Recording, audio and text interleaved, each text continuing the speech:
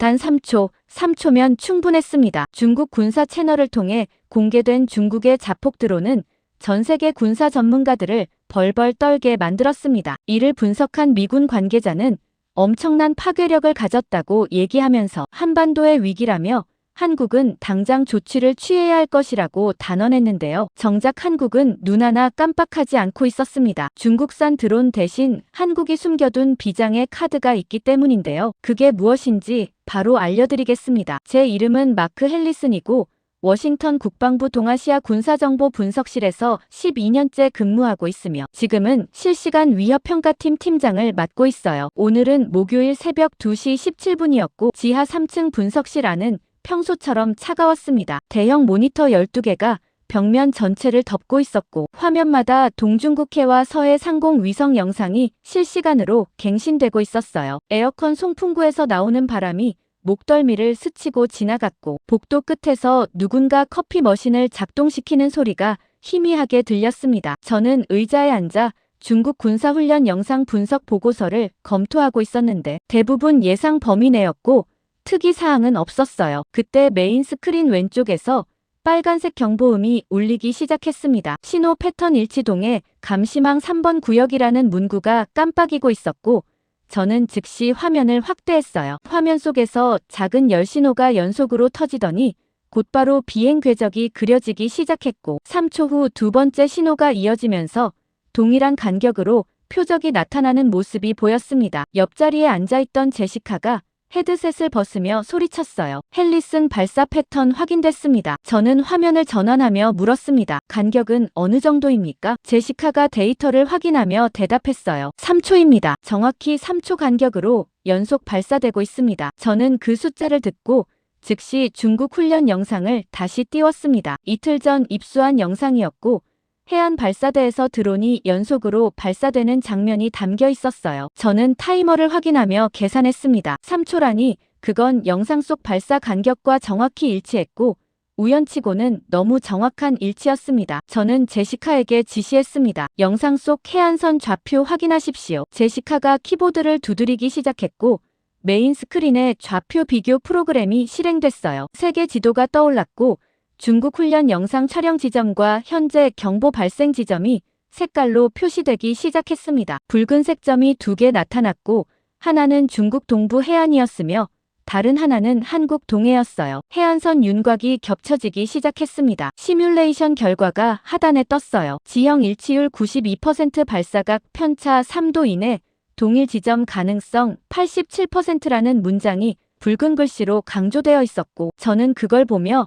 등골이 서늘해지는 걸 느꼈어요. 92%라니 그건 우연이 아니었고 중국 훈련 영상이 실제로는 한국 동해에서 촬영됐을 가능성이 높다는 뜻이었습니다. 저는 제시카에게 말했습니다. 상부 보고 즉시 올리십시오. 현재 경보는 실제 위협으로 분류합니다. 제시카가 전화를 들려는 순간 뇌선이 먼저 울렸고 저는 수화기를 들었어요. 상부에서 걸려온 전화였고 작전 부국장인 제임스 콜린스 대령 목소리가 들렸습니다. 헬리슨 경보 확인했는데 오류 가능성 높습니다. 저는 즉시 반박했어요. 패턴 일치율이 92%입니다. 이건 우연이 아닙니다. 콜린스가 단호하게 말했습니다. 중국 훈련 영상은 이틀 전 자료고 현재 동해 상공은 정상입니다. 감시망 오작동으로 판단되니 보고 보류하십시오. 저는 화면을 보며 항변했어요. 하지만 발사 간격까지 일치합니다. 콜린스가 목소리를 낮추며 말했습니다. 일치한다고 해서 실제 위협은 아닙니다. 확증 없이 경보 올리면 혼란만 가중됩니다. 보고 중단하고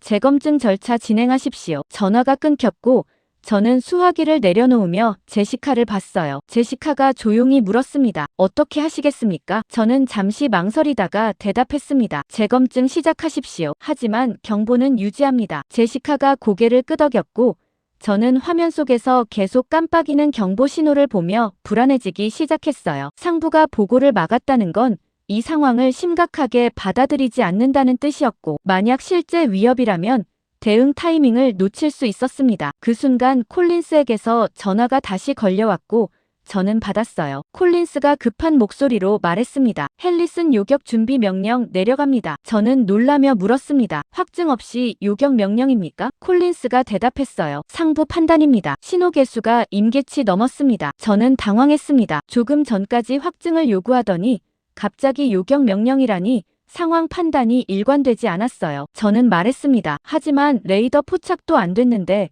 어떻게 요격합니까? 콜린스가 단호하게 말했습니다. 열신호 좌표 기준으로 진행합니다. 패트리어트 발사 대기 상태 전환하십시오. 저는 명령을 따를 수밖에 없었고 제시카에게 지시를 내렸어요. 주한미군 기지 패트리어트 부대 연결하십시오. 제시카가 통신을 연결하기 시작했고 저는 화면을 보며 생각했습니다. 뭔가 잘못되고 있었어요. 확증 없이 요격 준비를 하는 건 절차상 맞지 않았고 상황은 우리 통제를 벗어나기 시작했습니다. 그때 메인 스크린이 갑자기 깜빡이더니 모든 레이더 신호가 동시에 사라졌어요. 저는 화면을 응시했습니다. 검은 화면만 남아있었고 아무 신호도 보이지 않았어요. 제시카가 소리쳤습니다. 레이더 전체 다운됐습니다. 저는 즉시 시스템 재부팅을 지시했고 제시카가 긴급 복구 절차를 실행하기 시작했어요. 3초가 지났습니다. 레이더가 다시 켜졌고 화면이 나타났어요. 하지만 이번에는 달랐습니다. 수십 개의 붉은 점이 화면 전체를 가득 채우고 있었고 모든 표적이 방공망 안쪽에 이미 들어와 있었어요. 저는 그 화면을 보며 얼어붙었습니다. 이미 늦었다는 걸 깨달았거든요. 레이더가 꺼진 3초 동안 드론들은 탐지망을 완전히 통과했고 지금은 요격 가능 범위 너머에 있었습니다. 저는 규정을 떠올렸지만 더 이상 지킬 시간이 없었어요. 저는 제시카에게 소리쳤습니다. 전구 경보 즉시 발령하십시오. 승인 절차 생략합니다. 제시카가 놀란 표정으로 저를 봤지만 저는 고개를 끄덕였고 그녀는 버튼을 눌렀어요. 경보음이 울리기 시작했고 주한미군 기지 전체에 비상 상황이 전파됐습니다. 저는 화면 속 붉은 점들을 보며 생각했어요. 전쟁이 시작된 것이다. 주한미군 오산 기지 통합 상황실에 도착한 건 경보 발령 15분 후였고 복도를 달려들어서는 순간 이미 실내는 긴장으로 가득 차 있었습니다. 천장의 형광등이 차갑게 빛나고 있었고 벽면을 가득 채운 스크린마다 한반도 전역의 레이더 영상이 실시간으로 갱신되고 있었어요. 냉방 장치가 강하게 돌아가고 있었지만 실내 온도는 여전히 후텁지근하게 느껴졌고 여러 명의 장교들이 헤드셋을 낀 채 각자 자리에서 통신을 주고받으며 상황을 파악하고 있었습니다. 저는 중앙 지휘석으로 걸어가며 메인 스크린을 확인했어요. 동해 상공 레이더 영상이 확대되어 있었고 수십 개의 붉은 점들이 한국 영공 내부로 깊숙이 침투한 상태로 표시되고 있었습니다. 제가 워싱턴에서 본 화면과 동일한 상황이었지만 여기서는 훨씬 더 생생하게 느껴졌어요. 실제 전장이 바로 저 밖에 펼쳐져 있었고 우리는 그 한복판에 서 있었습니다. 오른쪽 구석 책상에는 한국군 연락 장교가 앉아 있었고 그는 노트북 화면을 보며 누군가와 통화하고 있었어요. 군복 계급장을 보니 대령이었고 이름표에는 박진우라고 적혀 있었습니다. 저는 그를 보며 속으로 생각했어요. 한국군 연락 장교라니 지금 상황에서 그가 얼마나 도움이 될지 의문이었지만 일단은 협조 체계를 유지해야 했습니다. 미군 작전 지휘관인 톰 브래들리 대령이 중앙 지휘석에서 일어나 저를 보며 말했어요. 헨리슨 상황 파악됐습니까? 저는 고개를 끄덕이며 대답했습니다. 워싱턴에서 확인한 바로는 최소 50개 이상의 표적이 방공망을 통과했고 현재 저고도로 이동 중입니다. 브래들리가 화면을 가리키며 물었습니다. 식별은 됐습니까? 저는 대답했어요. 아직 확정되지 않았지만 드론으로 추정됩니다. 레이더 포착이 안 되는 걸 보면 스텔스 기능 탑재 가능성이 높습니다. 브래들리가 고개를 끄덕이며 말했습니다. 패트리어트 부대는 이미 발사 대기 상태고 한국군 방공부대도 준비 완료했습니다. 하지만 표적 위치가 계속 바뀌고 있어서 정확한 요격이 어렵습니다. 저는 화면을 보며 생각했어요. 표적이 움직인다는 건 단순 침투가 아니라 능동적으로 회피 기동을 하고 있다는 뜻이었고 이건 사전 프로그래밍된 경로가 아니라 실시간 제어를 받고 있다는 증거였습니다. 그때 박진우가 통화를 끝내고 자리에서 일어나 우리 쪽으로 걸어왔어요. 그는 노트북을 들고 있었고 화면에는 한국군 방공 시스템 데이터가 표시되어 있었습니다. 박진우가 저를 보며 말했습니다. 헨리슨 소령 한국군 측 분석 결과 공유하겠습니다. 저는 그를 보며 고개를 끄덕였고 그는 노트북 화면을 돌려 보여줬어요. 화면에는 동해안 전역의 통신 신호 분석 그래프가 나타나 있었고 특정 주파수 대역에서 이상 신호가 포착됐다는 내용이 표시되어 있었습니다. 박진우가 설명을 시작했어요. 30분 전부터 동해안 일대에서 통신 장애가 발생하기 시작했고 동시에 레이더 신호 왜곡도 감지됐습니다. 이건 단순 기상 영향이 아니라 전자전 공격으로 판단됩니다. 저는 그 말을 듣고 미간을 찌푸렸어요. 전자전 공격이라니 그건 드론 침투와 동시에 우리 감시 체계를 무력화시키려는 시도였고 훨씬 더 조직적인 작전이라는 뜻이었습니다. 하지만 저는 여전히 확신할 수 없었어요. 통신장애는 다양한 원인으로 발생할 수 있었고 전자전이라고 단정하기엔 증거가 부족했습니다. 저는 박진우에게 말했습니다. 통신장애만으로는 전자전이라고 확정할 수 없습니다. 다른 가능성도 검토해야 합니다. 박진우가 조용히 대답했어요. 레이더 왜곡 패턴도 동일합니다. 특정 구역에서만 신호가 흔들리고 있고 그 구역이 표적 이동 경로와 일치합니다. 저는 화면을 보며 생각했습니다. 일치한다는 건 우연이 아닐 수 있었지만 여전히 확증은 아니었어요. 레이더 왜곡은 기상 조건이나 지형 영향으로도 발생할 수 있었고 섣불리 판단했다가 잘못된 대응을 할 수도 있었습니다. 저는 브래들리를 보며 말했어요. 일단은 기존 절차대로 진행하겠습니다. 표적 위치 확정되는 대로 요격 명령 내리겠습니다. 브래들리가 고개를 끄덕였고 박진우는 더 이상 말하지 않았어요. 저는 그를 보며 속으로 생각했습니다. 한국군은 항상 이런 식이었어요. 확증 없이 성급하게 판단하고 우리더러 따르라고 요구하지만 결국 책임은 우리가 지게 되는 구조였습니다. 저는 중앙 콘솔로 돌아와 레이더 데이터를 재확인하기 시작했어요. 표적들은 여전히 이동 중이었고 일부는 해안선을 따라 남하하고 있었으며 다른 일부는 내륙 쪽으로 침투하고 있었습니다. 패턴이 일정하지 않았고 목표 지점도 불명확했어요. 이건 정찰용인지 공격용인지 판단하기 어려운 상황이었고 섣불리 요격했다가 외교 문제로 비화될 수도 있었습니다. 그때 통신장교가 급히 소리쳤어요. 동해안 감시구역 7번과 9번에서 레이더 신호 완전 소실됐습니다. 저는 화면을 전환했습니다. 7번과 9번 구역이 회색으로 변해 있었고 아무 데이터도 표시되지 않고 있었어요. 저는 통신장교에게 물었습니다. 원인이 뭡니까? 통신장교가 키보드를 두드리며 대답했어요. 확인 중입니다. 시스템 재부팅 시도하고 있습니다. 저는 화면을 보며 불안해지기 시작했습니다. 두 개 구역이 동시에 꺼진다는 건 우연이 아니었고 누군가 의도적으로 우리 감시망을 무력화시키고 있다는 뜻일 수 있었어요. 박진우가 다시 다가와 말했습니다. 이미 들어왔습니다. 저는 그를 보며 물었어요. 무슨 뜻입니까? 박진우가 노트북 화면을 다시 보여주며 설명했습니다. 7번과 9번 구역 레이더가 꺼진 시점에 표적 이동 속도가 급격히 증가했습니다. 감시 공백을 이용해 침투 속도를 높인 겁니다. 저는 그 분석을 듣고도 여전히 확신하지 못했어요. 속도 증가는 풍향 변화나 다른 요인으로도 설명될 수 있었고 박진우의 주장은 여전히 추측에 가까웠습니다. 저는 말했습니다. 확증이 필요합니다. 레이더 복구되면 재확인하겠습니다. 박진우가 조용히 대답했어요. 복구될 때까지 기다리면 늦습니다. 저는 그 말을 무시하고 브래들리에게 지시했습니다. 7번과 9번 구역 레이더 긴급 복구 우선 처리하십시오. 백업 시스템 가동 가능하면 즉시 전환하세요. 브래들리가 명령을 전달하기 시작했고 저는 다시 메인 스크린을 응시했어요. 표적들은 계속 움직이고 있었고 일부는 이미 내륙 깊숙이 들어와 있었습니다. 하지만 여전히 명확한 목표 지점은 보이지 않았고 요격 타이밍을 잡기 어려운 상황이었어요. 그때 박진우가 갑자기 특정 좌표를 화면에 찍으며 말했습니다. 여기입니다. 저는 그가 가리킨 지점을 봤어요. 아무것도 표시되지 않은 빈 공역이었고 레이더 신호도 없었습니다. 저는 물었습니다. 거기엔 아무것도 없습니다. 박진우가 대답했어요. 지금은 없지만 2분 안에 나타날 겁니다. 저는 그 말을 듣고 고개를 저었습니다. 2분 안에 나타난다니 그건 예측이었고 우리는 예측으로 방어 자산을 배치할 수 없었어요. 저는 단호하게 말했습니다. 확인된 표적만 대응하겠습니다. 예측 좌표로는 움직일 수 없습니다. 박진우는 더 이상 말하지 않았지만 즉시 한국군 방공부대에 무언가 지시를 내리기 시작했어요. 저는 그를 보며 불쾌함을 느꼈습니다. 우리 승인도 없이 독자 행동을 하는 건 지휘 체계를 무시하는 처사였고 나중에 문제가 될 수 있었어요. 2분이 지났습니다. 메인 스크린에서 갑자기 새로운 신호가 나타났고 위치는 박진우가 찍었던 바로 그 좌표였어요. 적어도 물체 여러 개가 동시에 포착됐고 레이더는 그제야 신호를 잡아내기 시작했습니다. 저는 화면을 응시하며 얼어붙었어요. 박진우의 예측이 정확히 맞아떨어진 겁니다. 통신 장교가 소리쳤습니다. 신규 표적 12개 포착됐습니다. 고도 100m 이하 빠르게 접근 중입니다. 브래들리가 저를 보며 물었어요. 어떻게 하시겠습니까? 저는 박진우를 봤습니다. 그는 이미 한국군 방공부대와 통신하며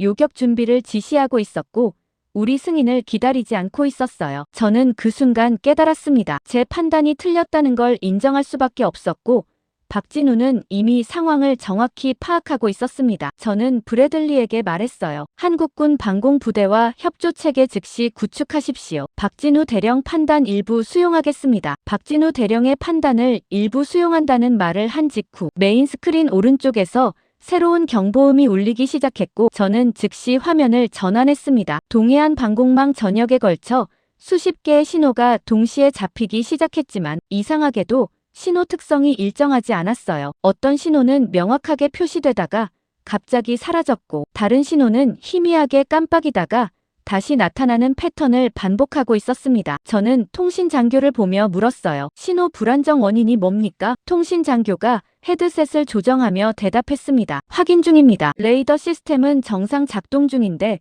표적 식별이 안 됩니다. 저는 화면을 보며 미간을 찌푸렸어요. 레이더가 정상인데 식별이 안 된다는 건 표적 자체에 문제가 있다는 뜻이었고 아마도 전자전 장비나 재밍 장치를 탑재하고 있을 가능성이 높았습니다. 하지만 여전히 확증은 없었어요. 신호 불안정은 기상 조건이나 레이더 간섭으로도 발생할 수 있었고 섣불리 판단했다가 오판으로 이어질 수 있었습니다. 저는 브래들리 대령에게 말했습니다. 일단 오류로 분류하고 재검증 절차 진행하겠습니다. 식별 완료 전까지는 대기 상태 유지하십시오. 브래들리가 고개를 끄덕이며 명령을 전달하려는 순간 박진우가 자리에서 일어나 말했어요. 이건 오류가 아닙니다. 저는 그를 보며 대답했습니다. 식별도 안 되는 신호를 어떻게 실제 위협으로 분류합니까? 박진우가 노트북을 들고 다가오며 화면을 보여줬어요. 한국군 레이더 데이터였고 우리 화면과 동일한 신호 패턴이 표시되어 있었지만 추가로 분석 결과가 첨부되어 있었습니다. 박진우가 설명을 시작했어요. 신호가 불안정한 이유는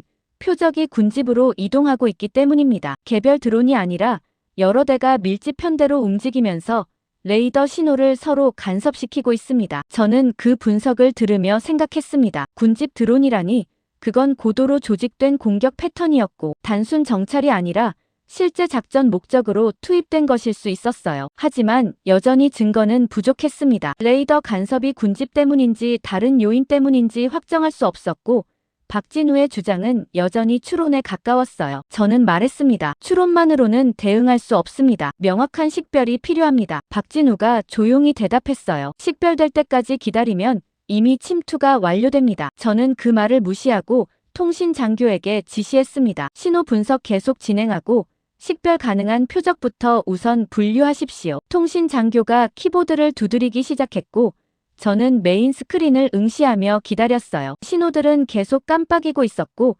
일부는 완전히 사라졌다가 다른 위치에서 다시 나타나기도 했습니다. 패턴이 일정하지 않았고 추적 자체가 어려운 상황이었어요. 그때 통신 장교가 갑자기 소리쳤습니다. 통신망 2번 노드 완전 끊겼습니다. 저는 화면을 전환했어요. 동해안 통신 네트워크 지도가 나타났고 2번 노드를 중심으로 여러 개의 연결선이 붉은색으로 변해 있었습니다. 저는 물었습니다. 복구 가능합니까? 통신 장교가 대답했어요. 시도 중이지만 응답이 없습니다. 물리적 손상이거나 완전 차단된 것으로 보입니다. 저는 그 말을 듣고 긴장했습니다. 통신망이 끊긴다는 건 우리 지휘 체계가 무너지기 시작한다는 뜻이었고 각 부대 간 협조가 불가능해질 수 있었어요. 하지만 여전히 원인은 불명확했습니다. 물리적 공격인지 전자전인지 아니면 단순 장비 고장인지 판단할 수 없었어요. 박진우가 다시 말했습니다. 통신 차단과 레이더 교란이 동시에 진행되고 있습니다. 이건 군집 드론 침투 준비 단계입니다. 저는 그를 보며 반박했어요. 확증 없이는 군집 드론이라고 단정할 수 없습니다. 다른 가능성도 열려 있습니다. 박진우가 노트북을 닫으며 조용히 말했습니다. 그럼 레이더 복구될 때까지 기다리시겠습니까? 저는 대답하지 않았고 다시 메인 스크린으로 시선을 돌렸어요. 신호들은 여전히 불안정하게 깜빡이고 있었고 이제는 일부 구역에서 레이더 자체가 흔들리기 시작했습니다. 화면 왼쪽 하단에 시스템 경고 메시지가 떴어요. 레이더 3번, 5번, 8번 구역 신호 품질 저하, 재보정 필요라는 문구가 붉은색으로 표시되어 있었고 저는 그걸 보며 불안해지기 시작했습니다. 3개 구역이 동시에 문제를 일으킨다는 건 우연이 아니었고 누군가 체계적으로 우리 감시망을 무력화시키고 있다는 뜻일 수 있었어요. 그 순간 박진우가 한국군 방공부대와 통신을 시작했고 저는 그가 뭔가 지시를 내리는 걸 봤습니다. 저는 그에게 다가가 물었어요. 무슨 명령을 내렸습니까? 박진우가 저를 보며 대답했습니다. 군집 드론 침투로 확정하고 대응 체계 전환 명령 내렸습니다. 저는 그 말을 듣고 당황했어요. 우리 승인도 없이 독자 판단으로 대응 체계를 바꾼다는 건 월권이었고 나중에 심각한 문제로 비화될 수 있었습니다. 저는 단호하게 말했습니다. 철회하십시오. 확증 전까지는 기존 절차를 유지해야 합니다. 박진우가 조용히 대답했어요. 이미 늦었습니다. 저는 그 말의 의미를 묻기도 전에 메인 스크린에서 새로운 경보음이 울리는 걸 들었습니다. 화면 전체가 붉은색으로 변했고 수십 개의 신호가 동시에 나타나기 시작했어요. 이번에는 명확했습니다. 모든 신호가 저고도로 표시되고 있었고 방공망 내부 깊숙이 이미 진입한 상태였습니다. 통신 장교가 소리쳤어요. 실제 드론 확인됐습니다. 다수 표적 동시 포착고도 50m 이하 빠르게 확산 중입니다. 저는 화면을 응시하며 얼어붙었습니다. 박진우가 맞았어요. 군집 드론이었고 우리가 오류로 분류했던 신호들은 실제 침투 과정이었습니다. 레이더가 불안정했던 이유는 드론들이 서로 밀집해서 움직이며 신호를 교란시켰기 때문이었고 통신망이 끊긴 이유는 그들이 의도적으로 우리 네트워크를 공격했기 때문이었어요. 저는 보고도 못하고 있었던 겁니다. 브래들리가 저를 보며 급히 물었습니다. 명령 내리십시오. 저는 즉시 결정을 내렸어요. 대응 체계 전환합니다. 모든 방공부대 즉시 요격 태세 전환하고 한국군 방공망과 완전 연동하십시오. 브래들리가 명령을 전달하기 시작했고 각 부대로 지시가 내려가기 시작했습니다. 하지만 저는 화면을 보며 알았어요. 이미 드론들은 핵심 구역으로 퍼져 있었고 요격 가능 범위를 벗어난 표적들도 많았습니다. 우리는 확증을 기다리다가 대응 타이밍을 완전히 놓친 겁니다. 박진우가 제 옆으로 와서 조용히 말했어요. 지금부터라도 협조하면 막을 수 있습니다. 저는 그를 보며 고개를 끄덕였습니다. 선택의 여지가 없었어요. 박진우와 협조하기로 결정한 직후 브래들리 대령이 중앙 콘솔로 돌아와 급히 말했습니다. 패트리어트 부대 발사 준비 완료됐습니다. 표적 좌표 전송 대기 중입니다. 저는 메인 스크린을 보며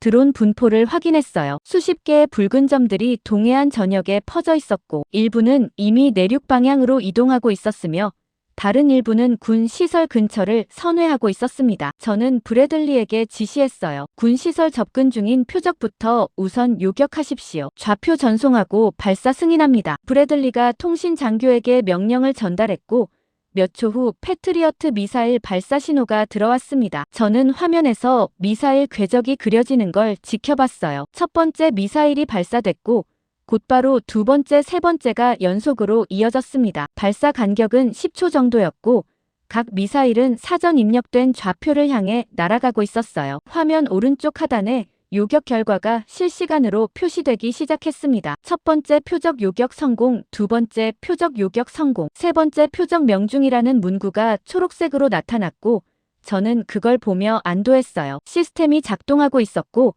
드론들이 하나씩 제거되고 있었습니다. 저는 브래들리에게 말했습니다. 계속 발사하십시오. 남은 표적 모두 제거할 때까지 중단하지 마세요. 브래들리가 고개를 끄덕이며 추가 발사 명령을 내렸고 패트리어트 부대에서 미사일이 계속 발사되기 시작했어요. 네 번째, 다섯 번째, 여섯 번째 미사일이 연속으로 날아갔고 화면에는 요격 성공 메시지가 계속 업데이트되고 있었습니다. 저는 그 과정을 지켜보며 생각했어요. 비용이 많이 들긴 하지만 확실한 방법이었고 패트리어트는 검증된 무기 체계였습니다. 드론 한 대당 미사일 한 발씩 소모되고 있었지만 핵심 시설을 지키기 위해서는 감수할 수밖에 없는 손실이었어요. 그때 통신 장교가 보고했습니다. 추가 표적 감지됐습니다. 신규 드론 23개 동해안 북쪽에서 진입 중입니다. 저는 화면을 전환했어요. 방금 제거한 드론들과 별개로 새로운 무리가 나타나고 있었고 이동 속도는 이전보다 빨랐습니다. 저는 즉시 판단했어요. 이건 제2차 공격이었고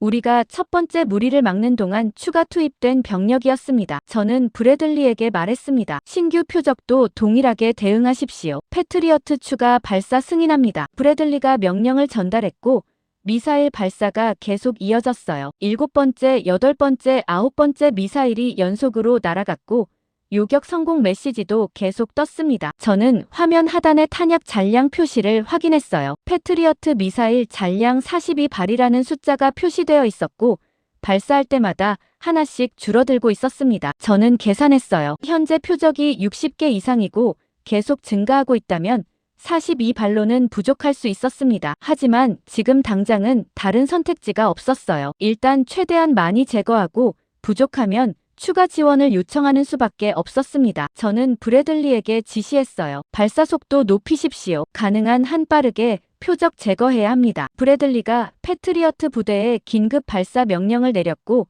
발사 간격이 10초에서 7초로 줄어들기 시작했습니다. 미사일이 더 빠르게 날아가기 시작했고 요격 성공률도 유지되고 있었어요. 화면에는 계속해서 초록색 성공 메시지가 떴고 드론 개수도 조금씩 줄어들고 있었습니다. 그때 박진우가 제 옆으로 다가와 조용히 말했어요. 이건 고갈 작전입니다. 저는 그를 보며 물었습니다. 무슨 뜻입니까? 박진우가 화면을 가리키며 설명했어요. 드론 개수가 줄어드는 것처럼 보이지만 실제로는 새로운 드론이 계속 유입되고 있습니다. 우리 미사일을 소모시키는 게 목적입니다. 저는 그 말을 듣고 화면을 다시 확인했습니다. 요격된 드론 개수는 분명 증가하고 있었지만 전체 표적 수는 크게 줄지 않고 있었어요. 오히려 일부 구역에서는 표적이 더 늘어난 것처럼 보였습니다. 저는 통신장교에게 물었어요. 전체 표적 수 정확히 확인하십시오. 통신장교가 데이터를 재집계하며 대답했습니다. 현재 포착된 표적 총 78개입니다. 10분 전보다 15개 증가했습니다. 저는 그 숫자를 듣고 당황했어요. 우리는 20발 이상 발사했는데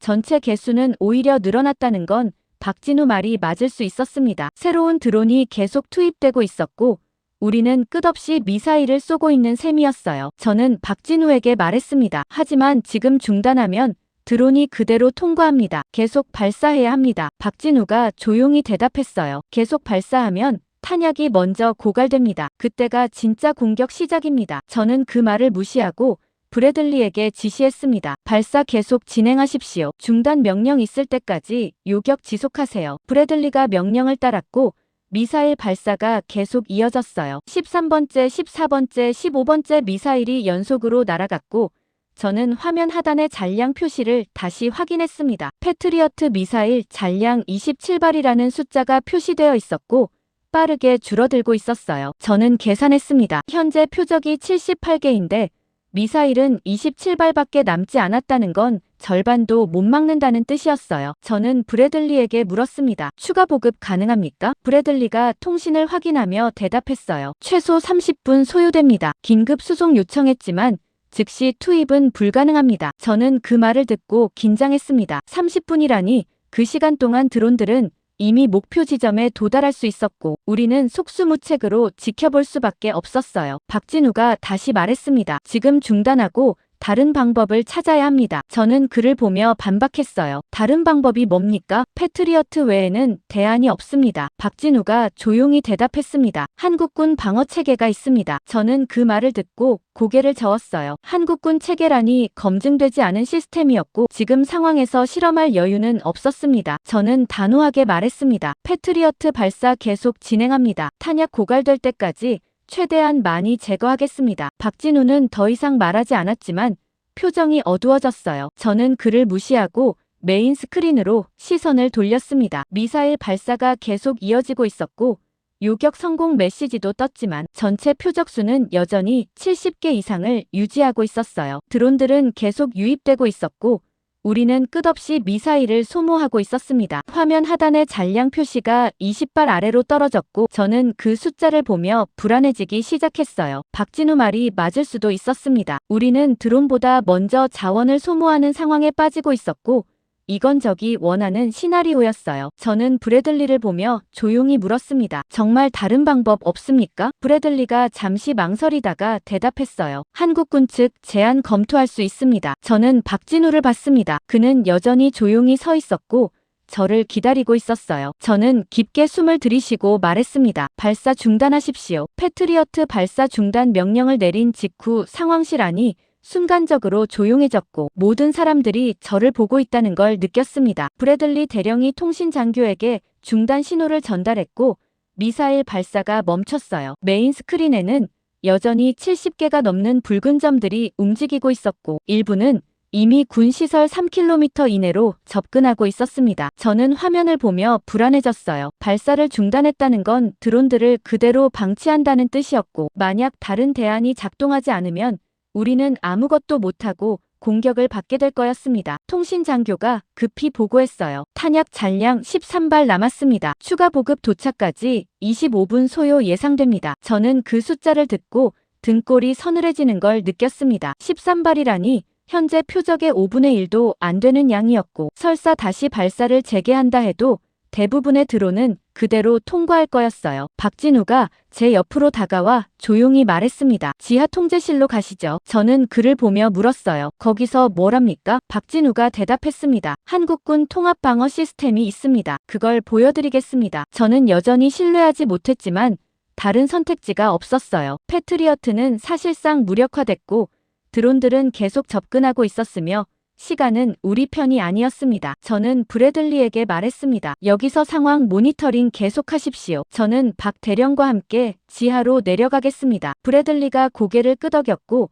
저는 박진우를 따라 상황실을 나섰어요. 복도는 어두웠고 비상등만 희미하게 켜져 있었습니다. 저는 박진우 뒤를 따라 계단을 내려가기 시작했고 지하 2층, 3층을 지나 4층까지 내려갔어요. 공기가 점점 차가워지고 습해지는 게 느껴졌고 벽면에는 케이블과 배관이 노출되어 있었습니다. 박진우가 끝 통로 금속문 앞에서 멈췄고 카드키를 찍어 문을 열었어요. 안으로 들어서자 예상보다 넓은 공간이 나타났습니다. 천장이 높았고 벽면 전체에 모니터가 설치되어 있었으며 중앙에는 대형 콘솔이 배치되어 있었어요. 3명의 한국군 기술 요원이 각자 자리에 앉아 키보드를 두드리고 있었고 화면마다 다른 데이터가 표시되고 있었습니다. 박진우가 중앙 콘솔로 걸어가며 말했습니다. 여기가 통합방어 통제실입니다. 저는 주변을 둘러보며 물었어요. 이게 뭡니까? 박진우가 메인 스크린을 켜며 설명하기 시작했습니다. 한국군은 패트리어트 같은 단일 무기 체계에 의존하지 않습니다. 레이저, 전자전, 방공포, 전투기까지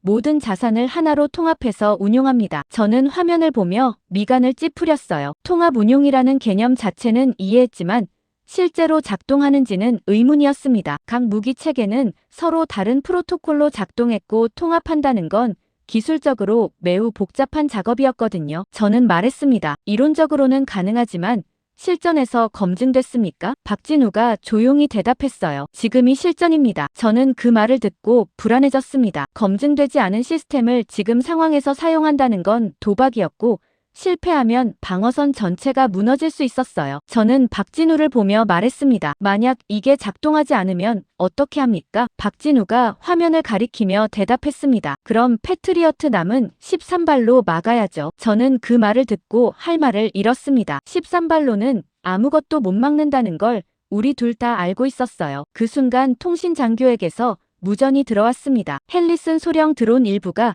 핵심 시설 접근 시작했습니다. 저는 무전기를 들고 대답했어요. 거리가 어느 정도입니까? 통신 장교가 급한 목소리로 말했습니다. 가장 가까운 표적이 2km 이내입니다. 예상 도착 시간 5분 이내입니다. 저는 무전기를 내려놓으며 박진우를 봤어요. 5분이라니 그건 결정을 내릴 시간이 거의 없다는 뜻이었고 지금 당장 선택해야 했습니다. 박진우가 조용히 말했습니다. 지휘권 일부를 저한테 넘겨주십시오. 저는 그 말을 듣고 망설였어요. 지휘권을 넘긴다는 건 제 권한을 포기하는 거였고 만약 상황이 악화되면 모든 책임을 제가 져야 했습니다. 하지만 동시에 다른 방법도 없었어요. 패트리어트는 고갈됐고 드론들은 계속 접근하고 있었으며 5분 안에 뭔가 결정하지 않으면 방어선은 무너질 거였습니다. 저는 깊게 숨을 들이쉬고 물었습니다. 정확히 어떤 권한을 넘기라는 겁니까? 박진우가 대답했어요. 한국군 방공 자산 전체에 대한 작전 통제권입니다. 레이저 시스템, 전자전 장비, 지상 방공포, 그리고 필요하면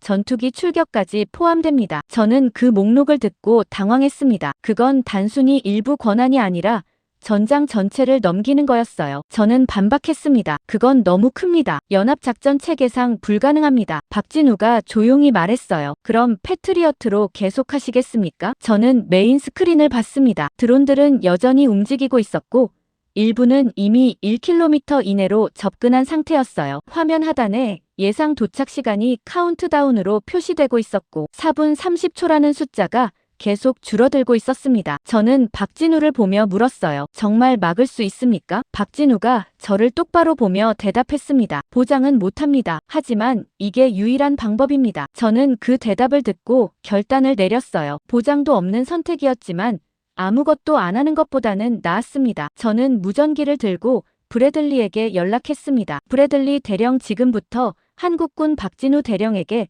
방공작전 통제권 일부를 이양합니다. 모든 한국군 자산은 박 대령 지시에 따라 움직이도록 협조체계 구축하십시오. 무전기 너머로 브래들리의 놀란 목소리가 들렸어요. 소령 확실합니까? 저는 대답했습니다. 확실합니다. 즉시 실행하십시오. 무전기를 내려놓고 저는 박진우를 봤습니다. 그는 이미 콘솔 앞에 앉아 있었고 기술 요원들에게 지시를 내리기 시작했어요. 화면들이 하나씩 켜지기 시작했고 각종 데이터가 실시간으로 업데이트되기 시작했습니다. 저는 그 광경을 보며 생각했어요. 전장의 주도권이 바뀌는 순간이었습니다. 박진우가 콘솔 앞에 앉아 키보드를 두드리기 시작하자 메인 스크린 전체가 재구성되기 시작했고 기존에 보던 단순 레이더 화면과는 완전히 다른 인터페이스가 나타났습니다. 화면은 여러 레이어로 나뉘어 있었고 각 레이어마다 다른 정보가 표시되고 있었어요. 가장 위쪽에는 드론 위치와 이동 경로가 붉은색 궤적으로 그려져 있었고 중간 레이어에는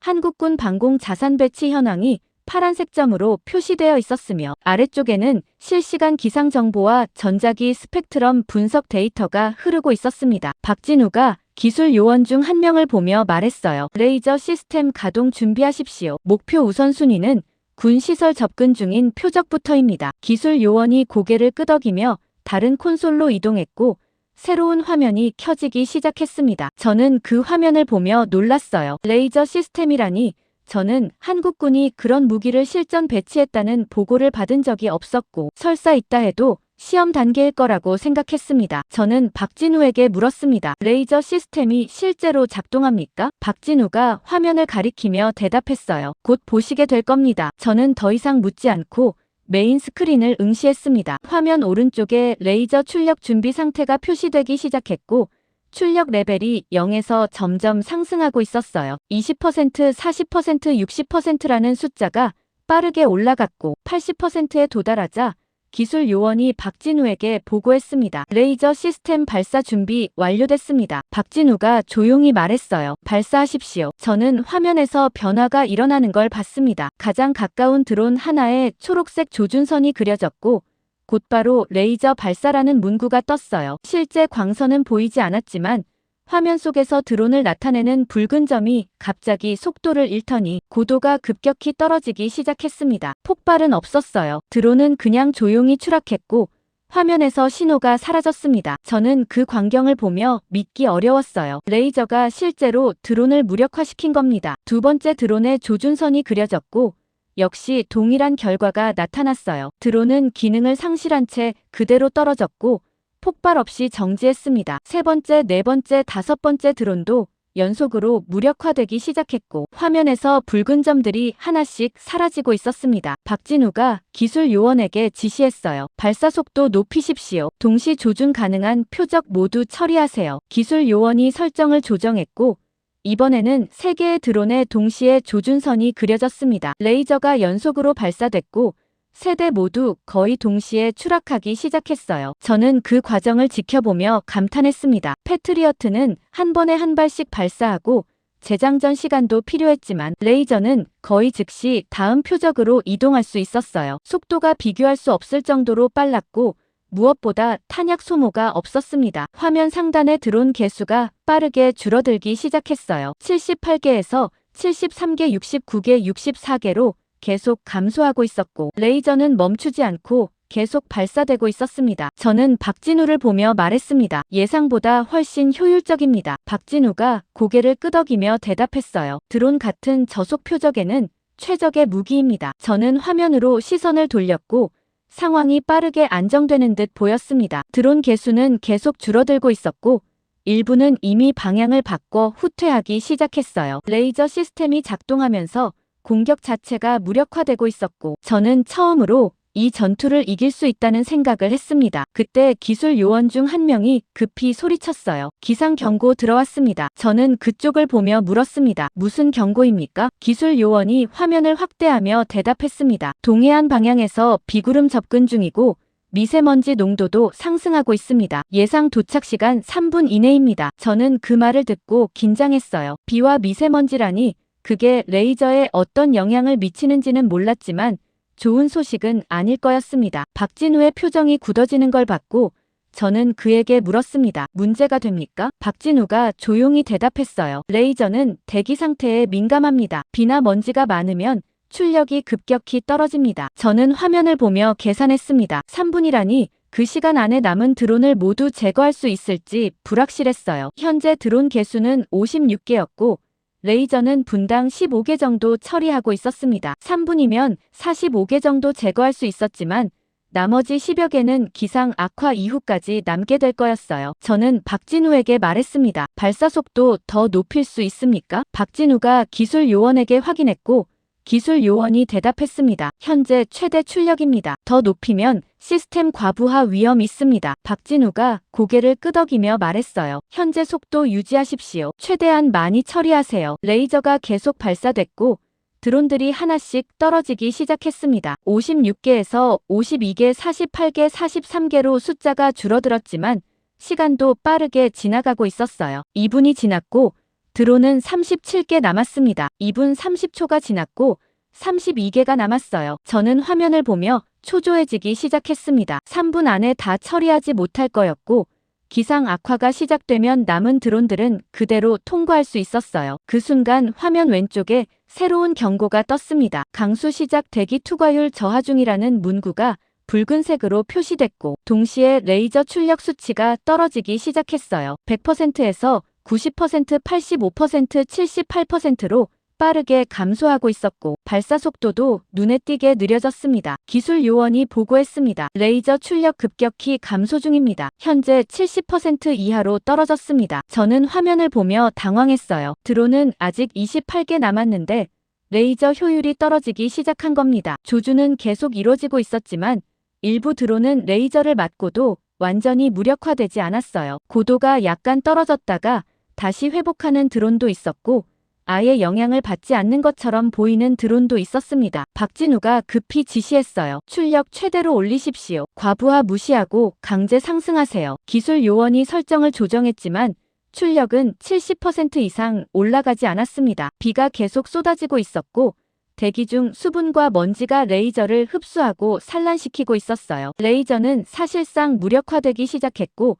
남은 드론 28개 중 절반 이상이 그대로 통과하고 있었습니다. 저는 박진우를 보며 물었습니다. 다른 방법 있습니까? 박진우가 화면을 보며 조용히 대답했어요. 2단계 방어로 전환합니다. 박진우가 2단계 방어로 전환한다고 말하는 순간 저는 그를 보며 당황했고 2단계라는 게 무엇인지 전혀 몰랐습니다. 저는 레이저 시스템이 한국군의 주력 방어 수단인 줄 알았고 그게 무력화되면 다시 패트리어트로 돌아갈 수밖에 없을 거라고 생각했어요. 하지만 박진우 표정은 여전히 침착했고 당황한 기색이 전혀 없었습니다. 저는 급히 물었어요. 2단계가 뭡니까? 박진우가 기술 요원들에게 지시를 내리며 대답했습니다. 레이저는 시작일 뿐입니다. 우리는 기상 악화를 예상하고 백업 체계를 준비해뒀습니다. 저는 그 말을 듣고 놀랐어요. 백업 체계라니 한국군은 레이저가 작동하지 않을 상황까지 미리 준비해뒀다는 뜻이었고 이건 단순한 무기 운용이 아니라 다층 방어 구조였습니다. 메인 스크린이 다시 재구성되기 시작했고 새로운 인터페이스가 나타났어요. 화면 중앙에는 여전히 남은 드론 28개가 붉은 점으로 표시되어 있었지만 이번에는 추가로 파란색 원들이 여러 개 나타나기 시작했습니다. 각 원마다 레이블이 붙어 있었고 전자전 1번, 전자전 2번, 전자전 3번이라고 적혀 있었어요. 저는 화면을 보며 물었습니다. 전자전 장비입니까? 박진우가 고개를 끄덕이며 설명했어요. 레이저가 물리적 파괴라면 전자전은 통신 차단입니다. 드론 제어 신호를 교란시켜서 방향을 잃게 만듭니다. 저는 그 설명을 들으며 생각했습니다. 전자전 장비는 미군도 보유하고 있었지만 대부분 광역 재밍 방식이었고 아군 통신까지 영향받는 문제가 있었어요. 정밀하게 특정 드론만 골라서 교란한다는 건 기술적으로 매우 어려운 작업이었습니다. 저는 박진우에게 말했어요. 하지만 전자전은 아군 통신도 방해합니다. 지금 사용하면 우리 지휘 체계가 마비될 수 있습니다. 박진우가 조용히 대답했습니다. 우리 시스템은 주파수 선택적 재밍이 가능합니다. 드론 통신 대역만 골라서 차단합니다. 저는 그 말을 듣고도 여전히 확신하지 못했어요. 주파수 선택적 재밍이라는 개념은 알고 있었지만 실전에서 정확히 작동하는지는 의문이었습니다. 드론들이 사용하는 주파수를 정확히 파악하고 있어야 했고 만약 적이 주파수를 바꾸면 무용지물이 될 수도 있었어요. 저는 말했습니다. 드론 주파수를 어떻게 압니까? 박진우가 화면을 가리키며 대답했어요. 이미 분석 완료했습니다. 처음 침투할 때부터 신호를 모니터링했고 제어 주파수 특정했습니다. 저는 화면 하단을 봤습니다. 신호 분석 데이터가 표시되어 있었고 여러 개의 주파수 대역이 그래프로 나타나 있었어요. 특정 대역에 붉은색 마커가 찍혀 있었고 드론 제어 신호 추정이라는 레이블이 붙어 있었습니다. 박진우가 기술 요원에게 지시했어요. 전자전 장비 가동하십시오. 표적 주파수만 선택적으로 차단하세요. 기술 요원이 키보드를 두드리기 시작했고 화면에 전자전 활성화 준비 중이라는 메시지가 떴습니다. 저는 여전히 불안했지만 다른 선택지가 없었어요. 비가 계속 쏟아지고 있었고 레이더 화면에서는 드론들이 계속 접근하고 있었습니다. 일부는 이미 군 시설 1km 이내로 진입했고 예상 도착 시간은 3분 이내였어요. 저는 무전기를 들고 브래들리에게 연락했습니다. 브래들리 대령 한국군이 전자전 장비 가동합니다. 우리 통신 영향 여부 모니터링 하십시오. 브래들리가 대답했어요. 알겠습니다. 현재 통신 상태 정상입니다. 저는 무전기를 내려놓고 메인 스크린을 응시했습니다. 전자전 장비 활성화라는 메시지가 떴고 화면 속 파란색 원들이 점점 커지기 시작했어요. 각 원은 전자전 장비의 영향 범위를 나타내는 것 같았고 드론들이 그 범위 안으로 들어가기 시작했습니다. 첫 번째 드론이 파란색 원 안으로 진입했어요. 화면에서 드론을 나타내는 붉은 점이 갑자기 속도를 잃더니 이동 방향이 불규칙해지기 시작했습니다. 직선으로 날아가던 궤적이 지그재그로 흔들렸고 고도도 오르락내리락하기 시작했어요. 기술 요원이 보고했습니다. 표적 1번 제어 신호 끊겼습니다. 자율비행 모드로 전환 시도 중입니다. 박진우가 조용히 말했어요. 계속 모니터링 하십시오. 두 번째, 세 번째 드론도 파란색 원 안으로 들어갔고 역시 동일한 반응을 보였습니다. 제어 신호가 끊기면서 드론들은 방향을 잃기 시작했고 일부는 공중에서 맴돌기 시작했어요. 목표 지점으로 향하던 직선 경로는 완전히 무너졌고 드론들은 제각각 다른 방향으로 흩어지기 시작했습니다. 저는 그 광경을 보며 안도했어요. 전자전이 작동하고 있었고 드론들은 통신 두절 상태에서 혼란에 빠지고 있었습니다. 하지만 완전히 추락하지는 않았어요. 일부 드론은 자율비행 모드로 전환하려는 시도를 하고 있었고 여전히 위협은 남아 있었습니다. 박진우가 다른 기술 요원을 보며 말했습니다. 지상 방공포 연동 시작하십시오. 전자전으로 통제 잃은 표적부터 우선 제거하세요. 저는 그 지시를 듣고 놀랐습니다. 지상 방공포까지 준비되어 있었다는 뜻이었고 한국군은 레이저 전자전 방공포를 순차적으로 운용하는 체계를 갖추고 있었어요. 화면에 새로운 레이어가 추가됐습니다. 초록색 삼각형들이 여러 개 나타났고 각 삼각형마다 방공포 부대 위치가 표시되어 있었어요. 삼각형에서 가는 선들이 뻗어 나가기 시작했고 드론들을 향해 조준선이 그려졌습니다. 기술 요원이 보고했어요. 방공포 부대 발사 준비 완료됐습니다. 박진우가 명령을 내렸습니다. 발사하십시오. 저는 화면에서 초록색 선들이 붉은 점들과 연결되는 걸 봤어요. 실제 포성은 들리지 않았지만 화면 속에서 드론들이 하나씩 사라지기 시작했습니다. 전자전으로 방향을 잃은 드론들은 회피 기동을 하지 못했고 방공포의 정확한 표적이 됐어요. 28개였던 드론 개수가 빠르게 줄어들기 시작했습니다. 23개, 19개, 15개로 계속 감소했고 방공포는 멈추지 않고 발사되고 있었습니다. 전자전과 방공포가 동시에 작동하면서 남은 드론들이 빠른 속도로 제거되고 있었고 저는 그 과정을 보며 이해했어요. 한국군은 각 무기를 따로 쓰는 게 아니라 하나의 시스템처럼 연결해서 운용하고 있었습니다. 레이저로 1차 제거하고 기상 악화로 레이저가 막히면 전자전으로 통신을 끊고 방향 잃은 드론을 방공포로 마무리하는 구조였어요. 각 단계가 서로 보완하며 작동하고 있었고 어느 하나가 막혀도 다음 단계로 넘어갈 수 있는 시스템이었습니다. 저는 박진우를 보며 말했습니다. 이게 처음부터 계획된 겁니까? 박진우가 조용히 대답했어요. 레이저만으로는 부족하다는 걸 알고 있었습니다. 그래서 다층 방어를 준비했습니다. 저는 메인 스크린을 봤습니다. 드론 개수는 이제 8개까지 줄었고 계속 감소하고 있었어요. 전장의 흐름이 완전히 바뀌었습니다. 드론 개수가 8개까지 줄어드는 걸 지켜보는 동안 저는 처음으로 이 전투가 끝나가고 있다는 생각을 했고 한국군의 다층 방어 체계가 실제로 작동한다는 걸 인정할 수밖에 없었습니다. 메인 스크린에서는 여전히 전자전 장비의 파란색 원들이 활성화되어 있었고 그 안으로 들어온 드론들은 하나씩 방향을 잃으며 방공포의 표적이 되고 있었어요. 저는 화면 하단의 시간 표시를 확인했습니다. 전자전 가동 후 4분이 지났고 그 시간 동안 20개의 드론이 추가로 제거됐다는 뜻이었어요. 레이저만 사용했을 때보다 훨씬 효율적이었고 무엇보다 기상 조건에 영향받지 않는다는 게 큰 장점이었습니다. 박진우가 기술 요원에게 지시했어요. 남은 표적 위치 재확인하고 방공포 추가 사격 준비하십시오. 기술 요원이 키보드를 두드리며 대답했습니다. 표적 8개 중 6개는 전자전 범위 내에 있고 나머지 2개는 범위 밖입니다. 박진우가 화면을 확대하며 물었어요. 범위 밖 표적은 어디 있습니까? 기술 요원이 특정 좌표를 가리켰고 화면에 2개의 붉은 점이 강조 표시됐습니다. 저는 그 위치를 보며 긴장했어요. 두 드론은 전자전 영향권을 벗어나 있었고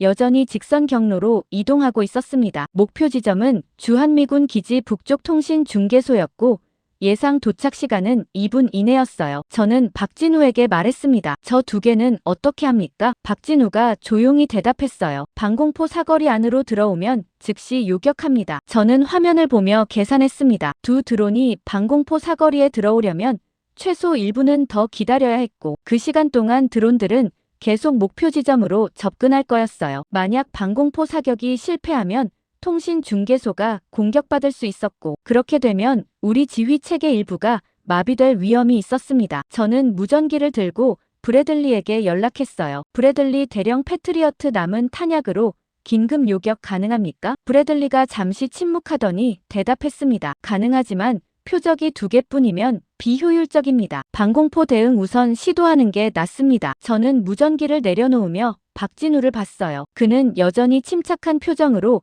화면을 응시하고 있었고 당황한 기색이 전혀 없었습니다. 저는 물었습니다. 확실히 막을 수 있습니까? 박진우가 대답했어요. 방공포 사거리 안으로 들어오는 순간 제거합니다. 저는 더 이상 묻지 않고 메인 스크린을 지켜봤습니다. 전자전 범위 안에 있던 6개 드론은 이미 모두 격추됐고 화면에서 사라진 상태였어요. 이제 남은 건 범위 밖 2 드론뿐이었고 그들은 여전히 통신 중계소를 향해 직진하고 있었습니다. 화면 오른쪽에 방공포 사거리가 점선원으로 표시되기 시작했고 2 드론이 그 원에 점점 가까워지고 있었어요. 예상 진입시간 40초라는 숫자가 카운트다운으로 표시되고 있었고 저는 그 숫자를 보며 초조해지기 시작했습니다. 30초가 됐습니다. 드론들은 여전히 직선으로 날아오고 있었고 속도도 일정하게 유지되고 있었어요. 회피 기동 징후는 보이지 않았고 목표 지점을 정확히 향하고 있었습니다. 20초가 됐어요. 방공포 부대에서 준비 완료 신호가 들어왔고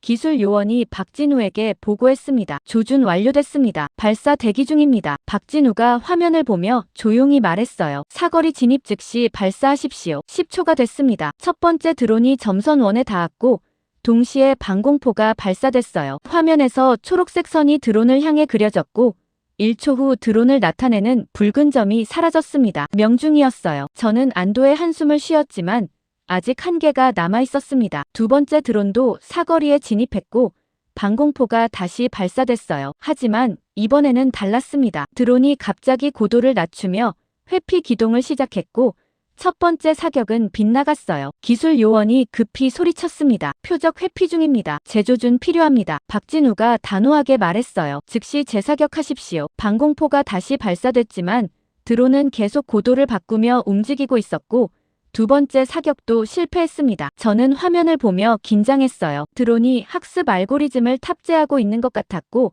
첫 번째 공격 패턴을 분석해서 회피하고 있었습니다. 세 번째 사격이 나갔고 이번에는 드론이 옆으로 급선회하며 피했어요. 통신 중계소까지 거리는 500m였고 예상 도착 시간은 30초 이내였습니다. 저는 박진우를 보며 말했습니다. 패트리어트 사용해야 합니다. 박진우가 고개를 저으며 대답했어요. 아직 방법이 있습니다. 저는 무슨 방법인지 물으려 했지만 박진우는 이미 다른 기술 요원에게 지시를 내리고 있었습니다. 전자전 2번 유닛 긴급 이동 명령 내리십시오. 표적 경로상에 배치하세요. 저는 화면을 봤습니다. 전자전 2번 유닛을 나타내는 파란색 원이 갑자기 움직이기 시작했고 드론이 지나갈 경로 쪽으로 빠르게 이동하고 있었어요. 이동 속도가 예상보다 빨랐고 아마도 차량에 탑재된 이동식 장비인 것 같았습니다. 20초가 지났고 전자전 유닛이 목표 위치에 도착했어요. 파란색 원이 드론 경로와 겹쳐지기 시작했고 드론이 그 범위 안으로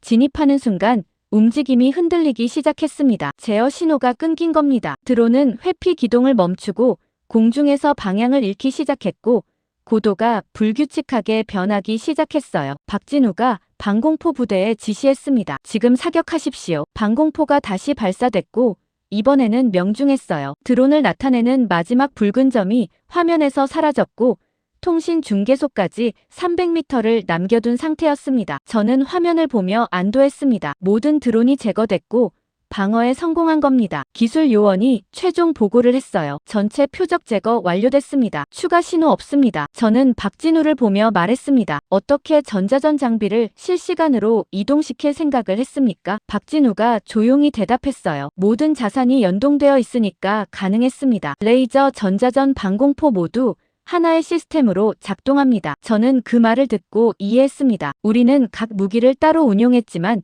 한국군은 하나로 싸우고 있었어요. 어느 한 무기가 막히면 즉시 다른 무기로 전환하고 필요하면 실시간으로 재배치까지 하는 구조였습니다. 저는 메인 스크린을 보며 생각했어요. 전장의 흐름이 다시 바뀌었습니다. 모든 드론이 제거됐다는 보고를 듣는 순간 저는 안도감과 함께 긴장이 풀리는 걸 느꼈고 지하 통제실 안에 잠시 정적이 흘렀습니다. 기술 요원들도 각자 자리에 앉아 숨을 고르고 있었고 메인 스크린에는 더 이상 붉은 점이 표시되지 않았어요. 저는 무전기를 들고 브래들리에게 연락했습니다. 브래들리 대령 전체 표적 제거 확인됐습니다. 방어 성공했습니다. 브래들리가 안도하는 목소리로 대답했어요. 확인했습니다. 상황실도 동일하게 파악하고 있습니다. 추가 신호 없습니다. 저는 무전기를 내려놓으며 박진우를 봤습니다. 그는 여전히 메인 스크린을 응시하고 있었고 표정은 여전히 굳어 있었어요. 승리의 기쁨 같은 건 전혀 보이지 않았고 오히려 더 긴장한 것처럼 보였습니다. 저는 그에게 다가가 말했어요. 끝났습니다. 모든 드론을 막았습니다. 박진우가 고개를 저으며 조용히 대답했습니다. 아직 끝나지 않았습니다. 저는 그 말을 듣고 미간을 찌푸렸어요. 화면에는 더 이상 표적이 없었고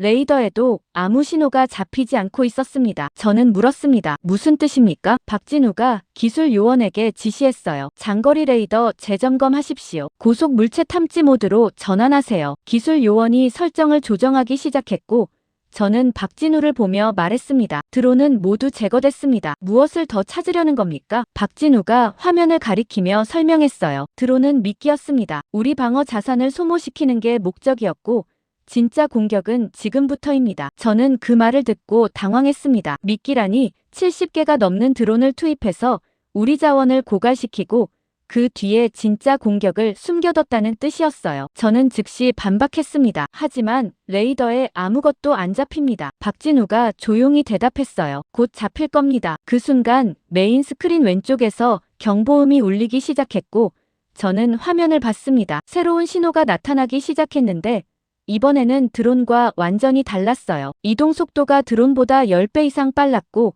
고도도 훨씬 높았습니다. 기술 요원이 급히 보고했습니다. 고속 미사일 신호 포착됐습니다. 동해 상공에서 접근 중 예상 속도 마하 3 이상입니다. 저는 그 숫자를 듣고 얼어붙었어요. 마하 3이라니 그건 극초음속에 가까운 속도였고 일반적인 방공 미사일로는 요격이 거의 불가능한 수준이었습니다. 화면에 표적 개수가 표시되기 시작했고 총 12개라는 숫자가 떴어요. 저는 박진우를 보며 물었습니다. 몇 개입니까? 박진우가 대답했어요. 12개입니다. 모두 고속 미사일로 추정됩니다. 저는 즉시 계산했습니다. 12개의 고속 미사일이라니 우리가 남긴 패트리어트 탄약은 13발이었지만 마하 3 속도로 움직이는 표적을 요격한다는 건 성공률이 매우 낮았어요. 설사 전부 발사한다 해도 절반도 못 막을 가능성이 높았습니다. 저는 무전기를 들고 브래들리에게 급히 연락했어요. 브래들리 대령 고속 미사일 접근 중입니다. 패트리어트 즉시 발사 준비하십시오. 브래들리가 당황한 목소리로 대답했습니다. 고속 미사일이라니 레이더에서 확인 안 됐는데요. 저는 소리쳤어요. 한국군 레이더에 잡혔습니다. 즉시 좌표 전송하고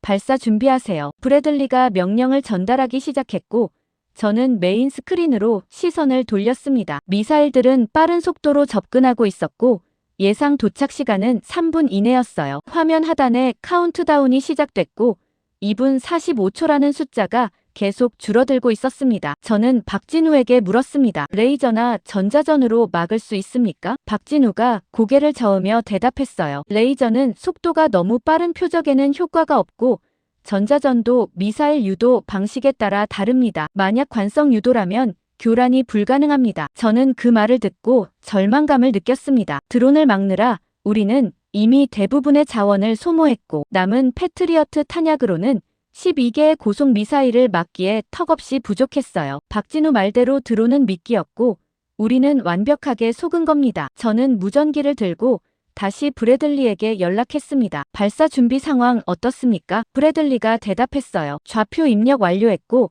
발사 대기 중입니다. 하지만 소령 표적 속도가 너무 빠릅니다. 요격 성공률이 30% 이하로 예상됩니다. 저는 그 숫자를 듣고 한숨을 쉬었어요. 30%라니 13발을 전부 쏴도 4개 정도밖에 못 막는다는 뜻이었고 나머지 8개는 그대로 통과할 거였습니다. 저는 무전기를 내려놓으며 박진우를 봤습니다. 그는 여전히 메인 스크린을 보고 있었고 기술 요원들과 뭔가 논의하고 있었어요. 저는 그에게 다가가 말했습니다. 대응 수단이 없습니다. 박진우가 저를 보며 조용히 물었어요. 패트리어트 발사하시겠습니까? 저는 대답하지 못했습니다. 발사한다 해도 대부분 실패할 게 뻔했고 발사하지 않으면 12개 전부 통과할 거였어요. 어느 쪽이든 결과는 비참했습니다. 저는 화면을 보며 생각했어요. 우리는 이미 대응 타이밍을 완전히 놓쳤고 적이 원하는 시나리오대로 끌려온 겁니다. 드론으로 방어망을 소모시키고 고속 미사일로 마무리하는 전술이었고 우리는 첫 단계부터 말려들었어요. 박진우가 갑자기 결정을 내렸습니다. KF-21 긴급 출격 명령 내리겠습니다. 저는 그 말을 듣고 즉시 반대했어요. KF-21이라니 그건 한국이 개발한 신형 전투기였지만 실전 검증이 완료되지 않은 기체였습니다. 저는 단호하게 말했습니다. 안 됩니다. 검증되지 않은 기체를 지금 상황에서 투입할 수 없습니다. 박진우가 저를 똑바로 보며 대답했어요. 다른 선택지가 있습니까? 저는 할 말을 잃었습니다. 정말 다른 방법이 없었어요. 패트리어트는 성공률이 너무 낮았고 레이저와 전자전은 고속 미사일의 무용지물이었습니다. 박진우가 기술 요원에게 지시했습니다. 출격 명령 즉시 전달하십시오. 저는 그 명령을 막으려 했지만 이미 늦었어요. 기술 요원이 통신을 연결하기 시작했고 출격 승인 신호가 전송됐습니다. 저는 메인 스크린을 보며 불안해졌습니다. 만약 이 선택이 틀리면 방어선은 완전히 붕괴될 거였고 모든 책임은 제게 돌아올 거였어요. 화면 하단의 카운트다운은 계속 줄어들고 있었고 2분 10초라는 숫자가 표시되고 있었습니다. 마지막 선택이 내려진 겁니다. 박진우가 KF-21 출격 명령을 내린 직후 저는 그를 잡아세우려 했지만 이미 통신은 연결됐고 기술 요원이 출격 승인 완료됐다고 보고하는 소리가 들렸습니다. 저는 박진우를 보며 다시 한번 강하게 반대했어요. 박 대령 이건 너무 위험합니다. KF-21은 아직 실전 배치 단계도 아니고 고속 미사일 요격 능력이 검증된 적도 없습니다. 박진우가 메인 스크린을 가리키며 조용히 대답했습니다. 검증할 시간이 없습니다. 지금 출격하지 않으면 2분 안에 미사일이 도착합니다. 저는 화면 하단의 카운트다운을 봤어요. 1분 55초라는 숫자가 계속 줄어들고 있었고 고속 미사일들은 한반도를 향해 빠르게 접근하고 있었습니다. 저는 말했습니다. 하지만 실패하면 어떻게 합니까? 전투기까지 잃고 방어선도 무너지면 상황은 더 악화됩니다. 박진우가 저를 똑바로 보며 대답했어요. 그럼 지금 상태로 미사일을 맞이하시겠습니까? 저는 할 말을 잃었습니다. 패트리어트 성공률이 30%라는 건 대부분의 미사일이 통과한다는 뜻이었고 그냥 당하고 있을 수는 없었어요. 저는 깊게 숨을 들이쉬고 말했습니다. 출격은 허가하지만 요격 시도 전에 제 승인을 받으십시오. 함부로 움직이지 마세요. 박진우가 고개를 끄덕였지만 표정에서는 제 승인 따위는 중요하지 않다는 걸 읽을 수 있었어요. 저는 그를 보며 불안해졌습니다. 제가 지휘권을 넘긴 순간부터 통제력은 이미 제 손을 떠나고 있었고 이제는 박진우의 판단에 의존할 수밖에 없는 상황이었어요. 메인 스크린 오른쪽에 새로운 창이 열렸고 KF-21 이륙 준비 상황이 표시되기 시작했습니다. 기체 번호 2대가 나타났고 각각 준비 중이라는 상태 표시가 떴어요. 기술 요원이 보고했습니다. KF-21 2대 엔진 시동 완료했고 활주로 진입 중입니다. 예상 이륙 시간 30초 이내입니다. 저는 그 보고를 듣고 계산했습니다. 30초 후 이륙하고 전투 공역까지 도달하는데 최소 1분은 더 걸릴 거였어요. 그럼 미사일 도착 예정 시간과 거의 동시였고 요격할 여유 시간이 거의 없다는 뜻이었습니다. 저는 무전기를 들고 브래들리에게 연락했어요. 브래들리 대령 한국군 전투기 출격 중입니다. 우리 레이더에서도 추적 가능하도록 협조 체계 구축하십시오. 브래들리가 놀란 목소리로 대답했습니다. 전투기 출격이라니 지금 상황에서 무슨 소용입니까? 미사일은 이미 접근 중인데요. 저는 대답했어요. 저도 모릅니다. 하지만 지금은 모든 옵션을 시도해야 합니다. 협조 체계 즉시 구축하세요. 브래들리가 더 이상 반대하지 않고 명령을 전달하기 시작했고 저는 무전기를 내려놓으며 메인 스크린을 봤습니다. KF-21 상태 표시가 이륙 중으로 바뀌었고 2대의 전투기를 나타내는 파란색 삼각형이 화면에 나타나기 시작했어요. 활주로를 벗어나 상승하고 있었고 고도가 빠르게 올라가고 있었습니다. 저는 그 과정을 지켜보며 생각했습니다. 실전 검증이 안 된 기체라는 게 가장 큰 문제였어요. KF-21은 개발 단계에서 여러 테스트를 거쳤지만 실제 전투 상황에서 고속 미사일을 요격한 적은 없었고 만약 시스템 오류나 조종 문제가 발생하면 전투기는 그대로 추락할 수 있었습니다. 화면 하단의 카운트다운은 1분 20초까지 줄어들었고 고속 미사일들은 여전히 접근하고 있었어요. 예상 도착 지점은 주한미군 기지와 한국군 주요 시설이었고 만약 요격에 실패하면 핵심 인프라가 타격받을 거였습니다. KF-21 2대가 목표 고도에 도달했고 전투 공역으로 진입하기 시작했습니다. 기술 요원이 보고했어요. KF-21 전투 준비 완료됐습니다. 레이더 활성화하고 표적 탐지 시작합니다. 저는 화면을 보며 물었습니다. 미사일 탐지 가능합니까? 기술 요원이 키보드를 두드리며 대답했습니다. KF-21 레이더가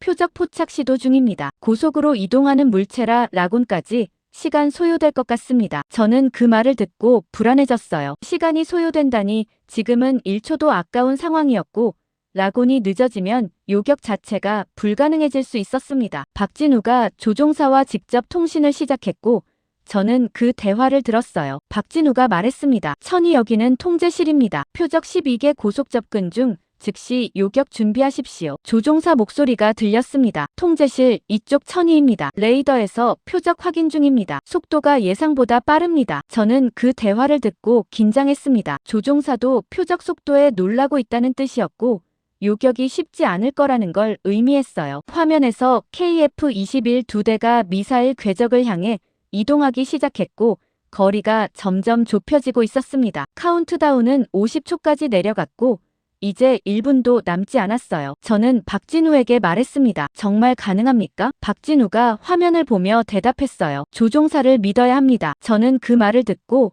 아무 말도 하지 못했습니다. 믿는다는 게 지금 상황에서 무슨 의미가 있는지 모르겠었어요. 검증되지 않은 기체와 실전 경험 없는 조종사에게 국가 방어를 맡긴다는 건 도박에 가까웠고 실패하면 모든 책임은 제게 돌아올 거였습니다. 그 순간 기술 요원이 소리쳤어요. KF-21 표적 락온 성공했습니다. 저는 화면을 봤습니다. KF-21에서 고속 미사일을 향해 조준선이 그어지기 시작했고 두 대 모두 요격 준비 완료 상태로 표시됐어요. 조종사 목소리가 다시 들렸습니다. 통제실 요격 미사일 발사 준비 완료했습니다. 발사 승인 요청합니다. 박진우가 저를 보며 물었어요. 승인하시겠습니까? 저는 화면을 보며 망설였습니다. 승인하면 돌이킬 수 없었고 실패하면 전투기까지 잃게 될 거였어요. 하지만 승인하지 않으면 미사일은 그대로 통과할 거였고 결과는 더 비참할 거였습니다. 저는 깊게 숨을 들이쉬고 말했습니다. 승인합니다. 발사하십시오. 박진우가 즉시 조종사에게 명령을 전달했고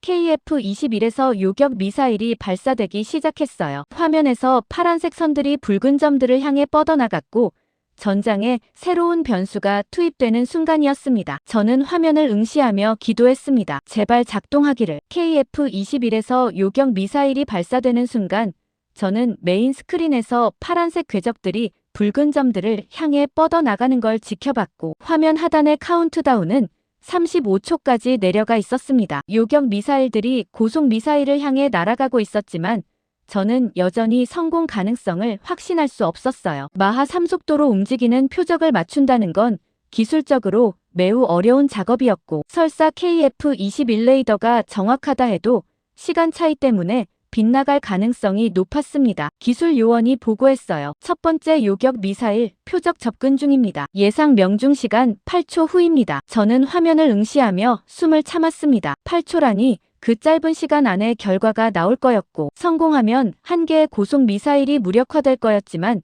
실패하면 그대로 통과할 거였어요. 시간이 지나갔습니다. 5초, 4초, 3초까지 카운트다운이 내려갔고 그 순간 화면에서 첫 번째 붉은 점이 사라졌어요. 명중이었습니다. 기술 요원이 소리쳤습니다. 첫 번째 표적 요격 성공했습니다. 저는 안도의 한숨을 쉬었지만 아직 11개가 남아있었어요. 두 번째, 세 번째 요격 미사일도 연속으로 발사됐고 화면에서 파란색 선들이 계속 그려지고 있었습니다. 하지만 저는 이상한 점을 발견했어요. KF-21이 단순히 미사일을 발사하는 것 이상의 역할을 하고 있다는 걸 알아챘습니다. 화면 오른쪽에 새로운 데이터 창이 열리기 시작했고 전장 전체의 정보가 실시간으로 통합되고 있었어요. 레이더, 신호, 전자전 장비 상태, 방공포 위치, 그리고 KF-21이 수집한 정보까지 모든 게 하나의 화면에 표시되고 있었습니다. 저는 박진우에게 물었습니다. 이게 뭡니까? 박진우가 화면을 가리키며 설명했어요. KF-21은 단순 전투기가 아닙니다. 전장 데이터를 통합하고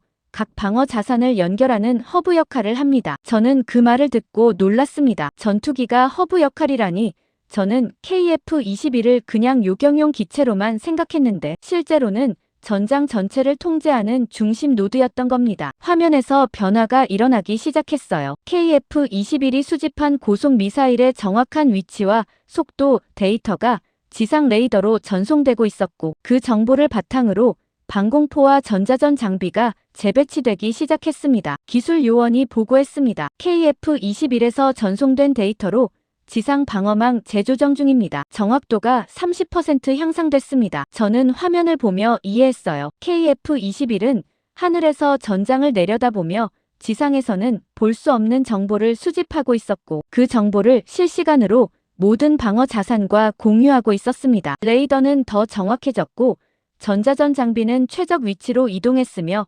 방공포는 사격 각도를 조정하기 시작했어요. 모든 시스템이 하나로 연결되고 있었습니다. 네 번째, 다섯 번째 고속 미사일이 연속으로 요격됐고 화면에서 붉은 점들이 하나씩 사라지고 있었어요. 성공률이 예상보다 훨씬 높았고 KF-21이 제공하는 정확한 표적 정보 덕분에 요격 미사일들이 거의 빗나가지 않고 명중하고 있었습니다. 저는 박진우를 보며 말했습니다. KF-21의 역할이 전투가 아니라 통제였습니까? 박진우가 고개를 끄덕이며 대답했어요. 우리는 각 무기를 따로 쓰지 않습니다. 모든 자산이 하나의 네트워크로 연결되어 있고 KF-21은 그 네트워크의 중심입니다. 저는 화면을 보며 감탄했습니다. 미군도 네트워크 중심 전투라는 개념을 사용하고 있었지만 대부분 지상 기반 시스템이었고 전투기를 허브로 사용하는 구조는 처음 봤어요. KF-21은 기동성이 뛰어나고 고도가 높아서 넓은 지역을 커버할 수 있었고 동시에 적 미사일에 대한 실시간 정보를 수집할 수 있었습니다. 그 정보가 지상으로 전달되면서 전체 방어망이 마치 하나의 유기체처럼 움직이기 시작한 겁니다. 6번째, 7번째 미사일도 요격됐고 이제 5개만 남았어요. 카운트다운은 15초까지 내려갔고 남은 시간이 얼마 없었습니다. 하지만 저는 이제 희망을 느끼기 시작했어요. KF-21과 지상 방어망이 완벽하게 협조하고 있었고 남은 미사일들도 충분히 막을 수 있을 것 같았습니다. 그때 박진우가 갑자기 화면을 확대하며 뭔가 발견한 듯 말했어요. 신호 패턴 분석 결과 나왔습니다. 저는 그를 보며 물었습니다. 무슨 패턴입니까? 박진우가 화면에 표시된 데이터를 가리키며 설명했습니다. 고속 미사일들이 사용하는 통신 주파수와 유도, 신호를 특정했습니다. 드론과 동일한 제어 체계를 공유하고 있습니다. 저는 그 말을 듣고 깨달았어요. 드론과 미사일이 같은 제어 체계라는 건 하나의 중앙 통제 시스템에서 모든 공격을 조율하고 있다는 뜻이었고 만약 그 신호를 찾아내면 전체 공격을 무력화시킬 수도 있다는 의미였습니다. 저는 박진우에게 물었습니다. 그 신호를 교란할 수 있습니까? 박진우가 기술 요원들과 급히 논의하기 시작했고 저는 그들의 대화를 들었어요. 한 기술 요원이 말했습니다. 역신호 생성 가능하지만 전체 주파수 대역을 동시에 교란해야 합니다. 실패하면 일부 미사일이 그대로 통과합니다. 박진우가 조용히 대답했어요. 시도할 가치는 있습니다. 저는 그 대화를 듣고 긴장했습니다. 역신호라니 그건 적의 통신 주파수를 역으로 이용해서 혼란을 일으키는 방식이었고 성공하면 모든 미사일과 드론을 동시에 무력화시킬 수 있었지만 실패하면 아무 효과도 없을 거였어요. 박진우가 저를 보며 물었습니다. 시도해도 되겠습니까? 저는 화면을 봤습니다. 8번째 미사일이 방금 요격됐고 4개가 남아있었어요. 카운트다운은 10초였고 시간이 거의 없었습니다. 저는 깊게 숨을 들이쉬고 대답했습니다. 하십시오. 박진우가 즉시 기술 요원들에게 지시를 내렸고 역신호 생성 프로그램이 가동되기 시작했어요. 화면에 새로운 창이 열렸고 신호 분석 데이터가 빠르게 처리되고 있었습니다. 저는 그 과정을 지켜보며 생각했어요. 우리는 방어만 하고 있었지만 박진우는 끝낼 방법을 찾고 있었습니다. 박진우가 역신호 생성 프로그램 가동을 지시한 직후 메인 스크린 중앙에 새로운 분석 창이 열렸고 적통신 주파수의 파형 패턴이 실시간으로 그려지기 시작했습니다. 저는 그 복잡한 그래프를 보며 이게 정말 작동할 수 있을지 의문이 들었지만 다른 선택지는 없었어요. 화면 하단의 카운트다운은 8초까지 내려가 있었고 남은 고속 미사일 4개는 여전히 목표 지점을 향해 접근하고 있었습니다. 기술 요원이 급히 보고했습니다. 역신호 생성 완료까지 5초 필요합니다. 박진우가 조용히 말했어요. 계속 진행하십시오. 저는 화면을 응시하며 생각했습니다. 5초라니 카운트다운이 3초 남았을 때 역신호가 완성된다는 뜻이었고 그 3초 안에 모든 게 결정될 거였어요. 성공하면 미사일과 드론의 유도 시스템이 동시에 교란되면서 전체 공격이 무력화될 거였지만 실패하면 4개의 미사일이 그대로 핵심 시설을 타격할 거였습니다. 카운트다운이 7초가 됐습니다. 화면에서 역신호 생성 진행률이 표시되기 시작했고 40%, 60%, 80%로 빠르게 상승하고 있었어요. 저는 그 숫자를 보며 초조해졌습니다. 시간이 너무 촉박했고 조금이라도 지연되면 미사일은 목표 지점에 도달할 거였어요. 6초가 됐고 기술 요원이 소리쳤습니다. 역신호 생성 95% 완료됐습니다. 최종 보정 중입니다. 박진우가 KF-21 조종사와 통신을 연결하며 말했어요. 천이 역신호 발신 준비하십시오. 통제실 신호 전송 즉시 광역 송출 시작하세요. 조종사 목소리가 들렸습니다. 이쪽 천이 송출 준비 완료했습니다. 신호 대기 중입니다. 저는 그 대화를 들으며 이해했습니다. KF-21이 단순히 데이터를 수집하는 게 아니라 역신호를 직접 송출하는 역할까지 맡는다는 뜻이었어요. 지상 전자전 장비보다 높은 고도에서 광역으로 신호를 뿌리면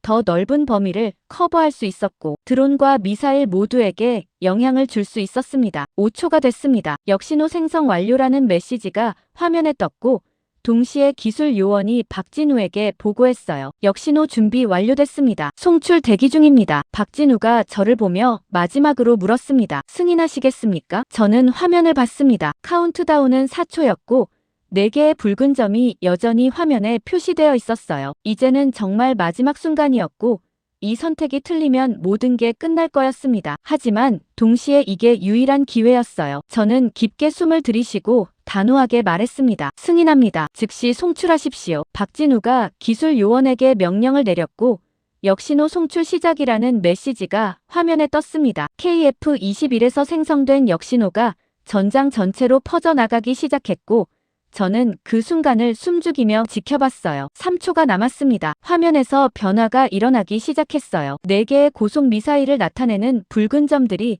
갑자기 궤적을 잃기 시작했고 직선으로 날아가던 경로가 흔들리기 시작했습니다. 첫 번째 미사일이 목표 지점을 벗어나 옆으로 비껴나갔고 두 번째 미사일은 고도를 급격히 상승시키며 하늘로 올라가기 시작했어요. 기술 요원이 급히 보고했습니다. 표적들 유도 시스템 교란 확인됐습니다. 목표 지점 이탈 중입니다. 저는 화면을 응시하며 믿기지 않았습니다. 역신호가 작동하고 있었고 미사일들은 제어를 잃기 시작했어요. 세 번째 미사일은 갑자기 방향을 바꿔 바다 쪽으로 날아가기 시작했고 네 번째 미사일은 공중에서 회전하며 고도를 잃기 시작했습니다. 2초가 남았습니다. 박진우가 추가 명령을 내렸어요. 전자전 장비 전체 출력 최대로 올리십시오. 신호 강도 더 높여서 완전히 무력화시키세요. 기술 요원들이 일제히 설정을 조정하기 시작했고 화면에서 파란색 원들이 더 크게 확장되기 시작했습니다. 전자전 출력이 최대치에 도달했고 역신호는 더 강력하게 송출되고 있었어요. 그 순간 예상하지 못한 일이 벌어졌습니다. 4개의 미사일뿐만 아니라 화면에 새롭게 나타나기 시작한 드론 신호들까지 동시에 영향을 받기 시작했어요. 저는 깜짝 놀라며 물었습니다. 저건 뭡니까? 기술 요원이 급히 확인하며 대답했습니다. 추가 드론 신호 감지됐습니다. 아직 투입 대기 중이던 예비 병력으로 추정됩니다. 박진우가 조용히 말했어요. 역신호가 대기 중인 드론까지 영향을 주고 있습니다. 저는 화면을 봤습니다. 10여 개의 새로운 신호들이 나타났다가 곧바로 혼란 상태에 빠지기 시작했고 일부는 서로 충돌하는 궤적을 그리고 있었어요. 제어 시스템이 완전히 마비되면서 드론들은 자율 판단 능력을 잃었고 사전 프로그래밍된 경로도 무너졌습니다. 1초가 남았습니다. 첫 번째와 두 번째 미사일이 서로 접근하더니 공중에서 충돌했어요. 화면에서 2개의 붉은 점이 동시에 사라졌고 폭발 신호가 감지됐습니다. 세 번째 미사일은 바다로 추락했고 네 번째 미사일은 고도를 완전히 잃으며 무인 지역에 떨어졌어요. 모든 미사일이 목표 지점에 도달하지 못하고 무력화됐습니다. 카운트다운이 0이 됐습니다. 화면에서 모든 붉은 점이 사라졌고 추가로 나타난 드론 신호들도 하나씩 소멸하기 시작했어요. 역신호 효과가 계속 이어지면서 적의 공격 체계 전체가 붕괴되고 있었고 더 이상 새로운 위협은 나타나지 않았습니다. 기술 요원이 최종 보고를 했습니다. 전체 표적 무력화 완료됐습니다. 추가 신호 없습니다. 전투 종료로 판단됩니다. 저는 그 말을 듣고 의자에 주저앉았습니다. 끝났어요. 드론도 미사일도 모두 막았고 추가 공격도 저지했습니다. 하늘이 스스로 무너진 겁니다. 박진우가 조용히 말했어요. 역신호가 예상보다 효과적이었습니다. 저는 그를 보며 천천히 고개를 끄덕였습니다. 효과적이었다는 표현으로는 부족했어요. 3초 안에 전체 공격을 무너뜨렸고 적이 준비한 예비 병력까지 동시에 무력화시켰습니다. 저는 무전기를 들고 브래들리에게 연락했어요. 브래들리 대령 전투 종료됐습니다. 모든 위협 제거 확인했습니다. 브래들리가 안도하는 목소리로 대답했습니다. 확인했습니다. 정말 믿기지 않습니다. 저는 무전기를 내려놓으며 박진우를 봤습니다. 그는 여전히 메인 스크린을 보고 있었고 표정은 담담했어요. 승리의 기쁨 같은 건 보이지 않았고 그냥 해야 할 일을 끝낸 사람처럼 보였습니다. 저는 그에게 말했습니다. 우리는 방어했습니다. 박진우가 저를 보며 조용히 대답했어요. 당신들은 방어했고 우리는 전쟁의 방식을 바꿨습니다. 저는 그 말을 듣고 인정할 수밖에 없었습니다. 한국군은 단순히 공격을 막은 게 아니라 전장 전체를 재정의했어요. 각 무기를 하나로 통합하고 실시간으로 데이터를 공유하며 적의 약점을 찾아내 역으로 공격하는 방식이었고 이건 제가 배운 전쟁 교리와는 완전히 달랐습니다. 저는 메인 스크린을 보며 생각했어요. 그리고 그 변화는 이제 되돌릴 수 없습니다.